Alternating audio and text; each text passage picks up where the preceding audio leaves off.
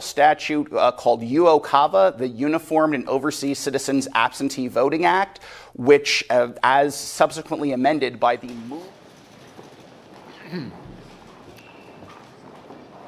Well, hello, everyone.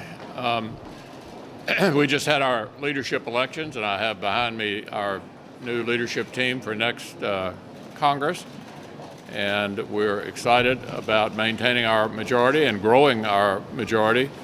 We're confident we're going to have 53 Republican senators to set the agenda next year, to continue, obviously, with our top priority, which is the confirmation of lifetime appointments to the judiciary.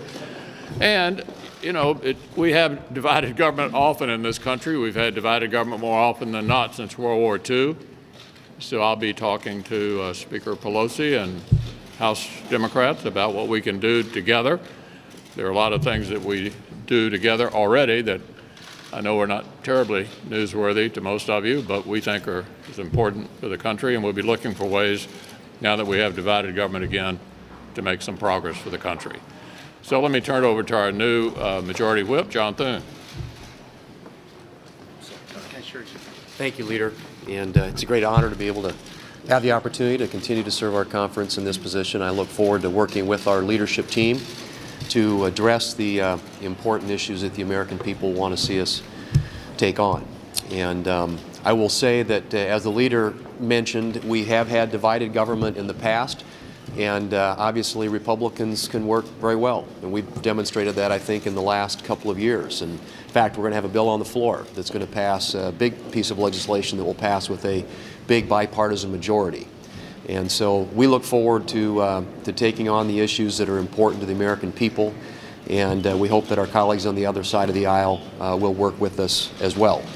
And I would say, with respect to the Democrats here in the Senate and in the House, that we hope that they will decide that they want to play a constructive role and put up a record of legislative accomplishment rather than spending all their time launching investigations. And I hope that that will be the spirit that we see out of the House of Representatives, because I know certainly here in the United States Senate, among our conference and our leadership, we look forward anxiously to working in a constructive and bipartisan way to address the issues that the American people expect us to take on. I'm the new chairman of the Republican Conference, and committed to continue to work in a bipartisan way. There's lots that can be done in a bipartisan way, and we have been doing that. The water infrastructure bill passed 99-1, recently signed by the president. Bills on so patients could know the cheapest cost of drugs, that passed in a bipartisan way. So in divided government, there's still a lot that can be done and will be done. But I would like to take this opportunity to introduce to you the new vice chairman of the Republican Conference, Joni Ernst. Joni. Thank you. Thank you very much, John. Thank you, everyone. It is a great honor for me to join this tremendous leadership team as the Republican Conference Vice Chair. I'm looking forward to the opportunity to share our wonderful, overwhelming message of prosperity here in the United States, not only with the members of this body, but also with our fantastic constituents back home. So again, it's an honor to join this leadership team. Looking forward to working with all of you in the future. Thanks so much. Well, it's a real opportunity to follow Dr. Barrasso as the policy chair. I think 2 points to make. One is that Republican policies, particularly on the economy, are producing great results. And two, I expect in the coming year that the Senate is the most likely place to talk about those policies, to drive those policies, to try to link those policies with what's happening in the country, and I look forward to that. Well, I'm grateful that my colleagues would place such trust in me as their next chairman of the NRSC, and I look forward to serving all of them. I also look forward to bringing an Indiana voice to the leadership table so that we can build on the successes of the last 2 years. Grassley's shy, but he's our new president pro tem.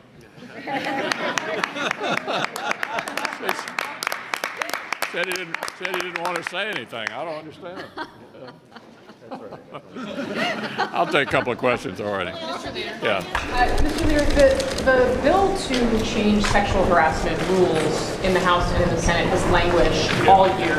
Are you committed to getting it done? Yeah, we are. I was talking to Senator Klobuchar at length about that last night. She and Senator Blunt have taken the point on it. I don't know, Roy, if you want to add anything or not, but we're working on getting that done before the end of the year.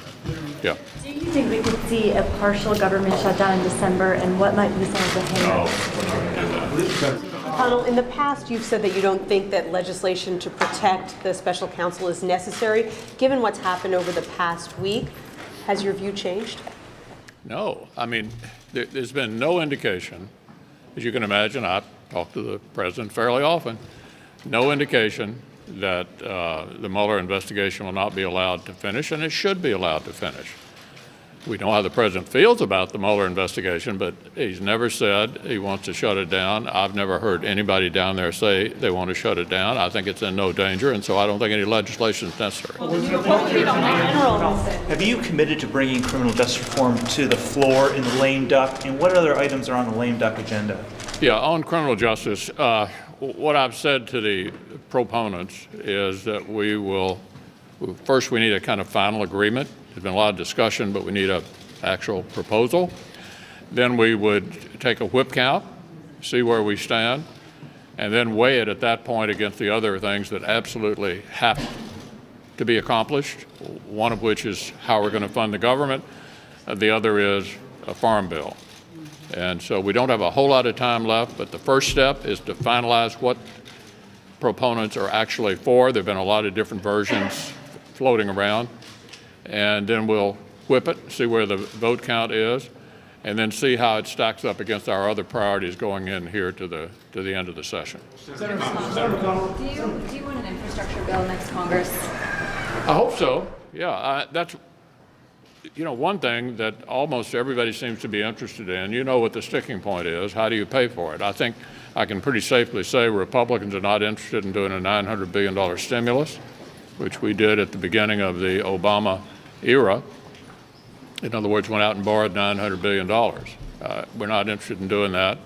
So the question is, how are you going to pay for it? And that always becomes very challenging because there's no sort of easy way to pay for infrastructure without impacting an awful lot of Americans. Senator McConnell. Thanks a lot. Florida, sir. Mr. Leader, with respect to Florida.